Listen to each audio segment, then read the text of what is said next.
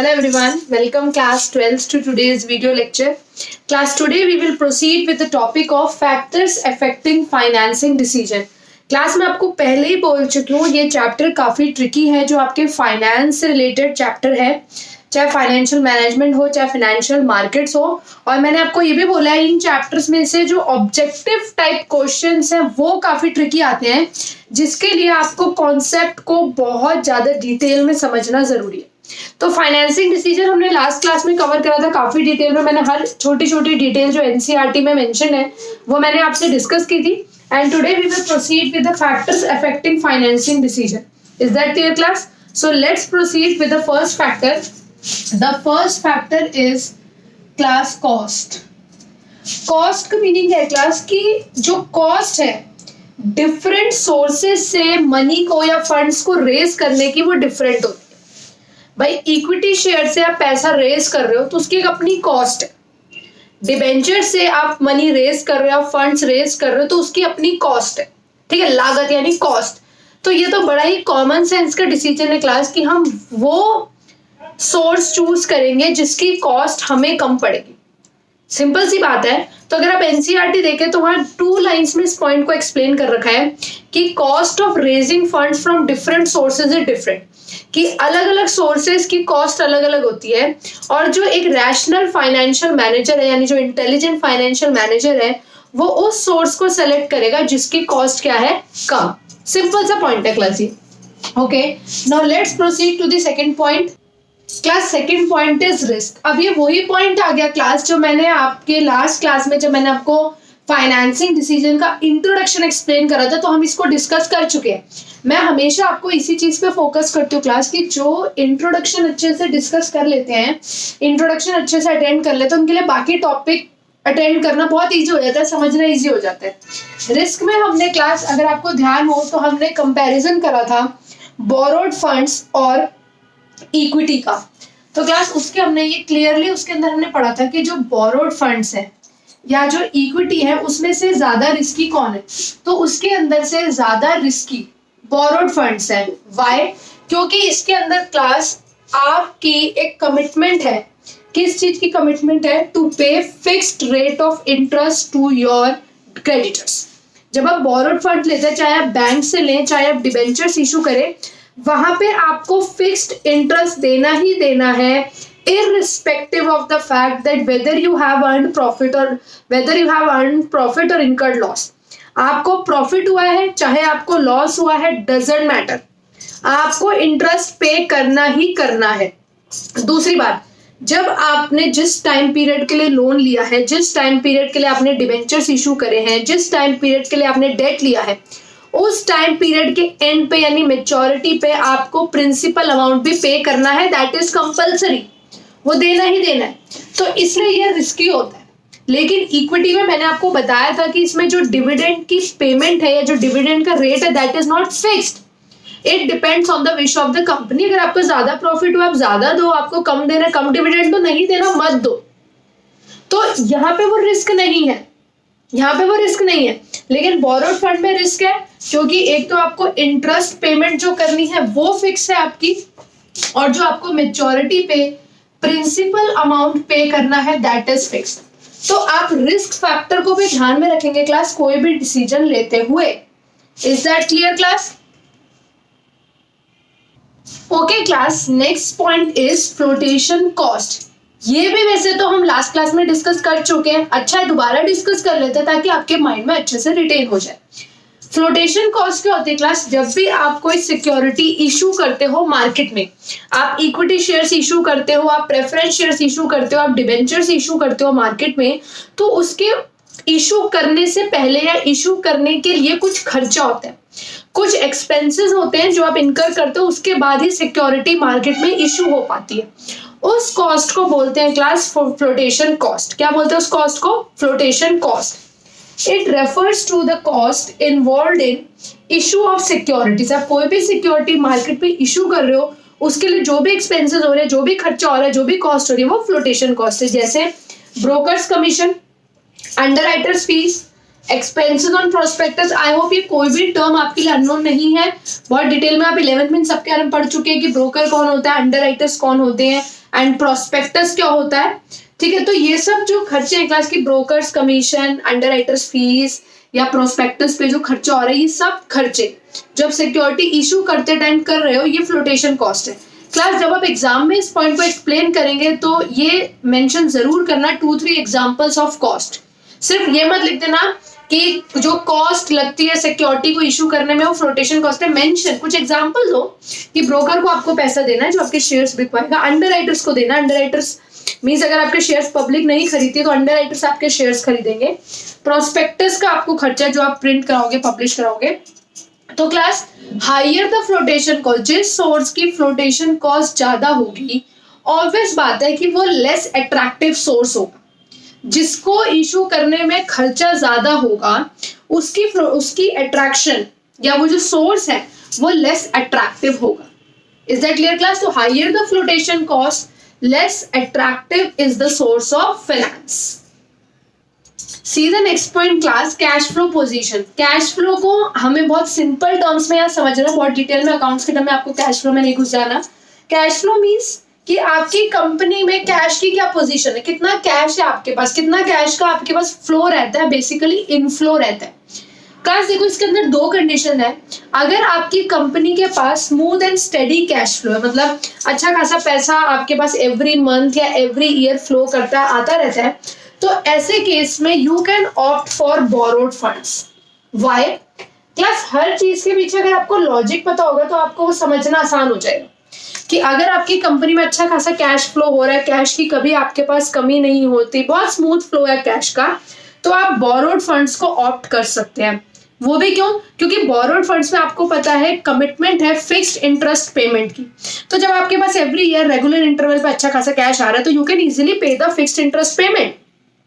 जो fixed interest की commitment है वो आप फुलफिल कर सकते हो, कोई इशू नहीं है। लेकिन अगर क्लास आपकी कंपनी में शॉर्टेज ऑफ कैश है, आपके पास कैश का फ्लो काफी स्मूथ नहीं है या कैश की कमी रहती है, तो आपको ओनर्स फंड की तरफ जाना चाहिए, क्योंकि उसके अंदर क्लास रिस्क नहीं है। वो हम डिस्कस कर चुके हैं रिस्क क्यों नहीं है क्लास, क्योंकि ओनर्स फंड में आपको डिविडेंड पे करना होता है जिसकी कोई फिक्स रेट ऑफ इंटरेस्ट नहीं, फिक्स रेट नहीं है डिविडेंड का। आपको ज्यादा पे करना है ज्यादा करो, कैश नहीं है तो कम पे करो, नहीं करना तो मत करो, सिंपल एज दैट। तो ये रिस्की है, ये तभी होना चाहिए जब आपके पास स्मूथ फ्लो ऑफ कैश है, तो ही आप फिक्स इंटरेस्ट पेमेंट कर सकते हो। अगर शॉर्टेज ऑफ कैश है तो you should always opt for owner's fund. Next point is class control consideration. Class कोई भी पॉइंट ना टफ नहीं है, अगर आप कॉमन सेंस से समझो और उसे लॉजिक से समझो तो एवरी पॉइंट इज इजी। अब आप देखो कंट्रोल कंसिडरेशन है क्लास, इक्विटी और डेट में से, ये हमने लास्ट लेक्चर में डिस्कस किया था कि किसके अंदर मैनेजमेंट कंट्रोल डाइल्यूट हो जाता है। इक्विटी में मैंने आपको बताया था कि जब आप इक्विटी शेयर्स इशू करते हो तो जो इक्विटी शेयर होल्डर्स होते हैं they get voting right, they get the right to participate in the decision making of the company. यानी जो कंपनी का कंट्रोल है, मैनेजमेंट का कंट्रोल है, बोर्ड ऑफ डायरेक्टर्स का कंट्रोल है, या जो आपके पुराने शेयर होल्डर्स हैं उनका जो कंपनी की डिसीजन मेकिंग में कंट्रोल है वो डाइल्यूट हो जाता है, क्योंकि वो वोटिंग पावर, वो डिसीजन मेकिंग पावर और ज्यादा लोगों में बढ़ जाती है। तो इक्विटी शेयर्स इशू करने से हमेशा आपका कंट्रोल डाइल्यूट हो जाएगा। डाइल्यूट मींस कम पड़ जाएगा, आपका कंट्रोल कम हो जाएगा। लेकिन डेट फाइनेंसिंग में ऐसा कुछ नहीं है।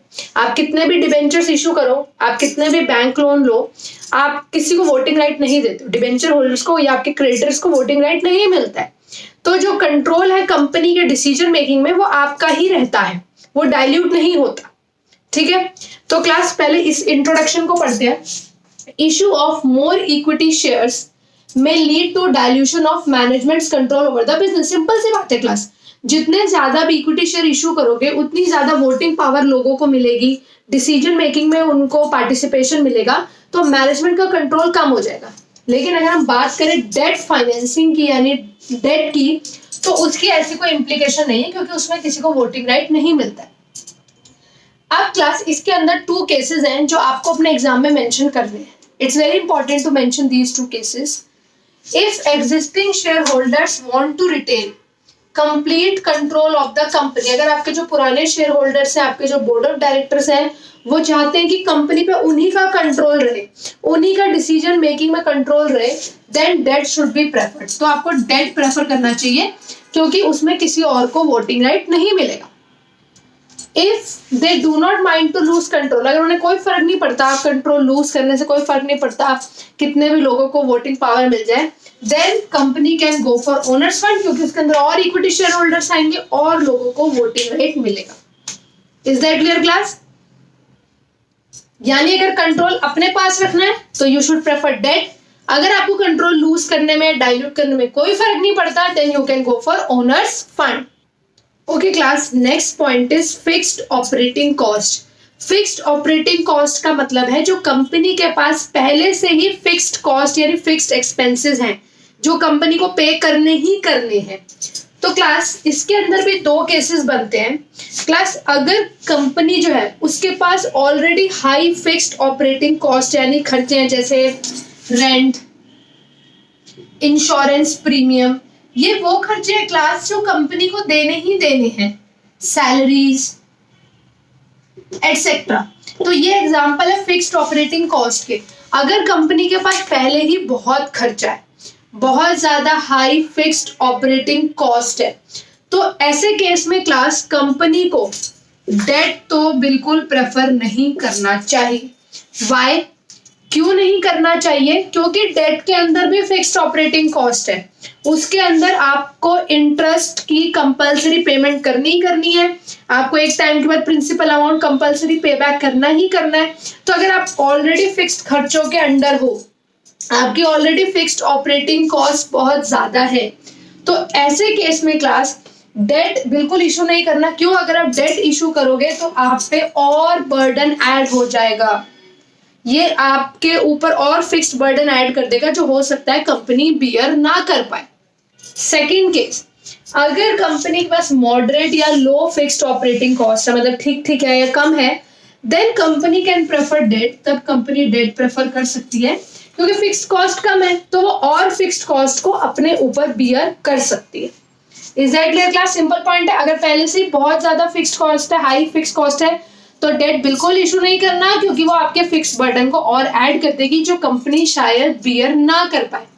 लेकिन अगर कंपनी के पास मॉडरेट या लो फिक्स्ड ऑपरेटिंग कॉस्ट है, then company can prefer debt. Now let's move to the next point class. Yes, next point is class state of capital market.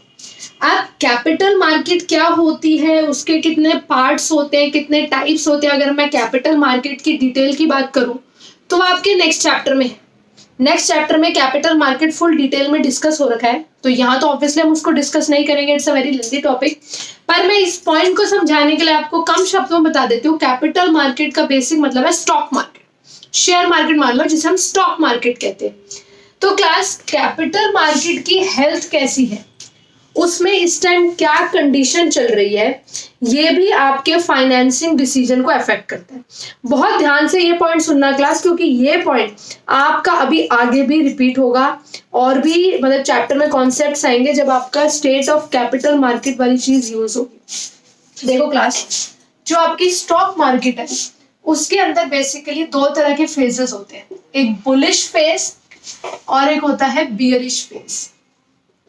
Bullish बना है बुल से।